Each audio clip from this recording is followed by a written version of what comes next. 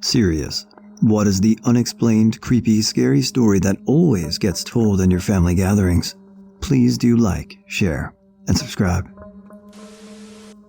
My grandmother is getting pretty old now, so she tells this story more often than she used to. In the 60s, she took her 3 young kids and left her abusive husband. The only house she could afford to rent at first was a ramshackle 4-room farmhouse in the middle of nowhere. It didn't even have indoor plumbing, just an outhouse and a well out back where they drew water. According to her and my mother, every night around 2 a.m., they would hear the back door into the kitchen unlock and open. It was an old door, and both those actions had very distinctive, unmistakable sounds. They would then hear heavy footsteps, walk across the creaky kitchen floor to the water bucket, and the water dipped would rattle against the bucket like someone was dipping out a drink of water, and then nothing. It scared the shit out of her, of course, but once she ascertained that no one was breaking and entering, so there was no one to shoot, she settled down. In her eyes, whatever was happening, it wasn't harmful. My mom, on the other hand, was the only kid old enough to really understand what was happening, and it freaked her out. So my grandmother decided to get her sister, my great aunt Sue, to stay over one night. They planned to sit up and see what the hell was going on. My mom wasn't going to join them, but she couldn't sleep and felt safer in the room with them, so she was there, as well as when 2 o'clock rolled around. They were sitting at the kitchen table drinking coffee when they heard the back door unlock and swing open. The thing is, they were staring straight at it, and it didn't move. Same with the footsteps and the water dipper. They saw nothing, even though they could hear it clearly, even discern the direction of the noises. That was pretty much that. It kept happening every night. They didn't stay in that house long because my grandmother found a job and a better rental closer to town, and my mom was super happy to get out of there. So my grandmother still talks about it sometimes, and it's strangely hilarious because she's so unbothered by it. I mean, I would pee my pants. But the last time I asked her why it didn't scare her, she said, well, shit, he was just thirsty. My grandmother always tells the story of the man in the yellow coat. He knocked on the door of her and her grandfather's home one day.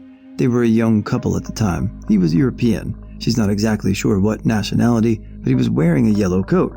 Being religious and the kind of people who will always help others, they invited him in for tea, asked him about himself, etc. He wouldn't give much away. The second time he appeared unannounced at the front door, my grandparents already had friends over, but invited him to stay anyway. As soon as he came into the room, everyone there started trying to find excuses to leave the room or not look this man in the eyes. One by one, everyone left the room until he was the only one left there, and when they talked about it later, each person felt an indescribable fear when around this man in the yellow coat, like he had this sinister aura. From then on, my grandparents tried to find excuses not to be around him, even though he continued knocking on the door from time to time for seemingly no reason. One day, my grandmother collected the mail and found a handwritten letter from him saying that he was going to kill them both, my grandparents, that he would not stop even if they cried and begged him to, and how they would both burn in hell. Naturally, my grandmother was terrified, and even though he never followed through on his threat, she would occasionally see him walking around town in his yellow coat and remember it all over again. I think he had probably had major issues, but the story gives me the shivers whenever someone brings it up. My dad once traveled through northern Mexico with some of his siblings and their spouses. They stopped somewhere to sleep for one night and had a terrifying encounter. I don't remember what the layout of the room was, but my dad did say that several of the beds were placed next to each other. They used those thick Mexican striped blankets due to the low temperatures up in the mountains. He woke up in the middle of the night and felt the coldest sensation he's ever experienced going down his back before one of my aunts started screaming. Someone turned on the light to find my aunt sitting up and crying in bed. There was a huge chunk of her hair missing. When they looked underneath her bed, they found her hair just lying on the floor. My dad says she was in the middle of the bed, so no one could figure out what happened until she calmed down somewhat. Apparently, she woke up and felt a big hand with long fingernails pulling on her hair. They didn't sleep much after that. In the morning, the owner asked the group if they had been by to visit the previous night. Grew up in rural Ireland. There was never a shortage of these types of stories. My dad was 18 when his father, my grandfather, got ill and became bedbound. One evening, Dad was sitting with his father, talking about various jobs he'd need to do on the farm. After talking for a while, My grandfather asked Dad if he wouldn't mind going out to the dairy, milking parlor, to get a bottle of whiskey he kept out there, probably hide it there from my grandmother, who was a bit too generous with the whiskey when guests came. My father went out to the dairy and was looking for the whiskey. The dairy had one little window at the back that looked out onto the farm. On the other side of the window was a pit where all the cows' shit from the winter was kept. If you stood, it would sink immediately and suffocate to death. Anyways, as my father was looking for the whiskey, he heard 3 solid knocks on the window. Knocks heavy enough to break the window. He froze on the spot because he knew there was no way anyone could knock on that window. After a few moments, he snapped out of it and realized what he had heard: death knocks from the banshee. It was a sign that someone close to you would die. He immediately ran back into the house and up to his father. He found his father dead, with his 2 hands together as if he was praying. Dad believes his father knew what was happening, but didn't want him in the room to experience it. Dad said he had been in a lot of pain that day. He never found that bottle of whiskey. We lived on a farm for a while in Ireland, well out in the middle of nowhere, just outside of Ballymun in County Westmeath. As the story goes, a man used to come home every night to the house he lived in with his mother. He'd come down the road, come in the back door, go down the hall and into the kitchen, and then pull out a chair to sit at the table and have something to eat before going to bed. From his bed, his mother heard him repeat the exact same pattern every night. The last night, though, after she heard the door, the steps, and the sliding chair in the kitchen, the man was found dead the next morning, hanging from a tree beside the gate to the field he would have crossed as a shortcut to the last stretch of road to our home. The gate was left open, by the way, which doesn't make sense, because we all kept cattle in that field, and they would have easily gotten out. The implication was that he never physically made it in home that night, but his spirit did. My grandparents moved into that house, and my mom grew up there. Granny claims she heard the ghost herself a few times, but what really gets everybody upset is that to leave our farm, you had to walk down that lonely road and go right past that gate, and many a time it will be open, even though you knew there was no way anybody in their right mind would forget to close it behind them. The cattle did sometimes get loose. Believe me, when you're a little kid and having heard that story a few times and having to walk down that road alone in the early hours of the morning to go check the cattle didn't wander off, you don't walk past that gate. You run like hell past it. And when you upset a resting flock of birds and they all alight, you scream for all you're worth. Granny might have been pulling our legs, I suppose, but this was Ireland around the 1920s and 1930s when the original events took place. They were hard, turbulent times, and she went to Mass pretty much every day until she passed away in the 60s. She was as straight-laced and devout a churchgoer as you'll ever meet, and unlikely to have made a prank like this. To this day, some 50 years later, the gate is still there, and so is the tree the man hung himself from.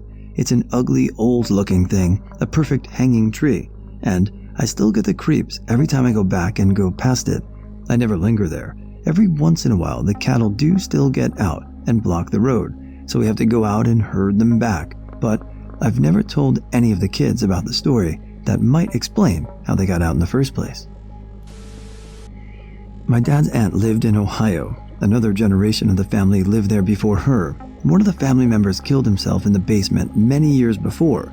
One day at a get-together, one of the kids was downstairs in the basement playing, and the adults could hear him talking to someone. I'm not exactly sure how it all unfolded, but it turns out that when he was asked who he was talking to, he said the dead man's name, whom he had never met, and described him perfectly. Apparently, my great-grandmother was an actual witch. When my grandfather was a young boy, my great-grandmother had had enough of my great-grandfather cheating on her. He was a merchant of some sort, going from town to town with an actual carriage and quite the womanizer, so she cursed him. As my grandfather tells it, he was accompanying his dad on one of his trips. They were driving the carriage, and then all of a sudden, a huge creepy white figure appeared right in front of the horses, and they went completely mad with fear. My grandfather said it looked like a huge white woman, completely silent, just raised her hands in front of the horses. They tripped over the whole cart.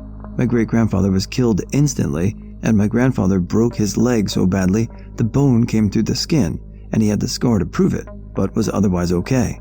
My dad always jokingly tells me to make sure every guy I date knows this story so they won't fuck around. This happened to my parents in 1989 while we were on our annual trip to rural Ireland. My parents had gone out for the evening and left my grandmother to babysit us. On their way back, they heard a news report on the radio that spoke of a boat sinking in the River Thames after it collided with another. The report mentioned there were many casualties. My parents were quite upset about the news and wanted to find out more. How many people died? Did they save anyone? How did this crash happen? When my parents finally made it home, they asked my grandmother if she had heard the news, but she told them she hadn't heard anything about the boat disaster. They spent the rest of the evening trawling radio station reports and the few TV channels for any other news reports, but to no avail. There was no further news about the disaster. This was the 1980s, and up-to-date 24-hour news was not a thing, so my parents assumed they would hear more in the morning papers and newscasts.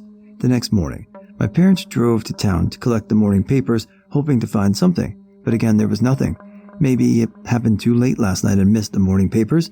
So my parents kept listening out for radio and TV reports throughout the day, but again nothing. My parents were incredibly confused. Had they misheard the news last night? Impossible, they thought. That night, whilst watching TV, my grandmother, father, and mother saw it. On the River Thames, the pleasure boat, the Marchioness, had collided with the Bowbell, causing the former to sink and claim the lives of 51 people. From my parents, they heard about the disaster the previous night, but the crash only just happened whilst they were watching TV. Marchioness disaster. There's a story about my great-grandfather. He was heading home from church one evening. He was on a car being pulled by a horse and he was alone. As he got close to home, he noticed someone walking in an overgrown area full of weeds. He called out to the person and they stopped walking and seemed to turn to him. They began walking towards him, and as they came out of the cover, he saw that they didn't have a head. His horse started to panic and he started freaking out. As he took off in the cart, the headless person started running at him and followed behind him until he was out of sight. He refused to ever go back that way again. Back in the mid-1960s, 1965 if I remember the dates correctly, my papa, 18 at the time, his younger sister, her fiancé, and a friend we'll call Mike, decided to mess with the Ouija board Mike had gotten. According to my papa, no one believed in it, even though my papa's family were quite religious. They didn't believe that a spirit or demon could really manifest through a toy. They got to playing, asking the usual stuff. We all know the drill. Suddenly his sister asked, "When will I die?" And it spelled out, "soon." My papa didn't think it was very funny that Mike was trying to scare her. His sister egged it on, asking for different details and specifics until finally the board spelled out 19 and train. They all scoffed. There weren't any trains near their town, and they left their town maybe once a year. They call it quits and forget about it. Fast forward a few months. October 19th of that year, my papa's sister was surprised by a gift from her fiancé with a trip to a large nearby city to see a show. Later that night, the police informed my papa's family that there had been an accident. The fiancé had tried to beat the train. They assumed this. There was no witnesses, but they assumed if they were struck, they would have at least tried to get out of the car, and it had been hit, killing them instantly. I found all this out for the first time when I was 6 and asked my papa if we could get a Ouija board like the one we saw on the paranormal ghost show we were watching. Mom is from Nepal, family is Hindu. When someone dies in the family, it's customary to not celebrate or throw any parties for a month after death. One year, my mom's great aunt dies. Family decides to celebrate some holiday. All the kids are in a room away from the adults watching a movie when they hear a knock on the door. They open the door and see the dead aunt just smiling at them with a creepy smile on her face, holding a glass of water. Then she just shrinks and shrinks until she disappears and the glass falls and smashes. This story is still told today, and there were like 25 eyewitnesses, some of whom are super serious people in real life who normally wouldn't make stuff like this up, so kind of freaky. 2 stories from my mom's cousin, Mary, house in rural Ireland. Like most houses in this part of rural Ireland, Mary's house was a detached, single-story property situated on a large plot of land with a long, unlighted path up to the property. Mary's neighbors were a good 10 to 15 minutes walk away from the nearest town, was a 15-minute drive away. This alone can be unnerving to those unfamiliar with the countryside. However, This house always had an uneasy vibe about it. You could be sat in the living room watching TV and have a bizarre feeling. Not necessarily someone watching you, but definitely an uneasy one. I digress. On the day in question, Mary was in the front room hovering and cleaning. She had full view of the path and was leading from the main road up to the house. As she was working away, she noticed two men in suits walking up the path. A little strange as they were on foot, but Mary assumed they were relatives or visitors of a nearby neighbor.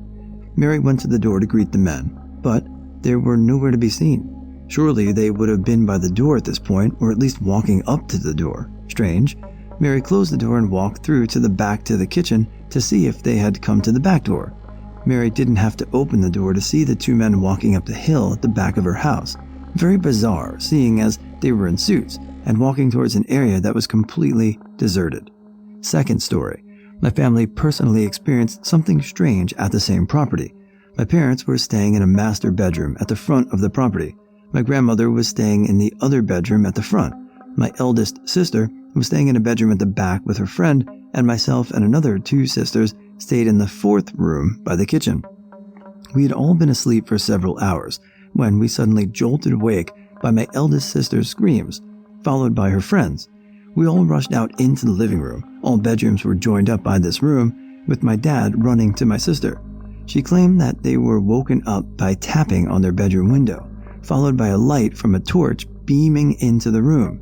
My father, a great beast of a man, went around the property ready to confront whoever it was. Strangely, my dad was unable to find anyone, and we never experienced anything for the remainder of our stay. My mom suffered a miscarriage back in 2001. My brother, who would have been named Alex, was then appointed as the protector of the house. Any dropped pan in the middle of the night or the odd noises and anything linked to paranormal activity was attributed to Alex just making his rounds. When I was younger, I used to be terrified at the thought of meeting my ghost brother, and I still would be, but it's a cool thought to think of my little brother battling against demons protecting his family. This may get buried. There's one story I've heard that happened with my granny, mom's mom, and it always creeped me out. This took place around 1917 or 1918, not exactly how old granny was. Anyway, they lived in the mountains on a big farm, and she went with her father one day to the mill to get their corn ground up. They left at dawn to be the first one there. Total round trip, and all would take about 7 hours. They rounded a curve in the road and saw a farmhouse. I assume it had been empty for a while, and her dad frequently passed it to get to the mill end town. He made the comment that they must have had new neighbors, since a woman stood on the porch waving and gesturing for them to come to the house. Her dad said they couldn't stop. They had to be the first at the mill, so they waved and continued on. On the way home in the afternoon, he commented that if he sees the woman, then he'd stop on by and say hello. As they rode up, everything had changed. The house was in shambles, the garden dead, and weeds everywhere, complete opposite of how it looked hours before. Granny swore she saw this woman, that she took her apron and wiped her brow, that she waved and gestured. There was no way even I could think possible for a beautiful farmhouse with lush gardens to be worn down with dead bushes in 7 hours. Unfortunately, I never heard this from her, just from my mom, but apparently Granny always wondered what would have happened if they had gone inside. It just creeps me the F out to even imagine it. This isn't the only creepy story, but it's one I always think about.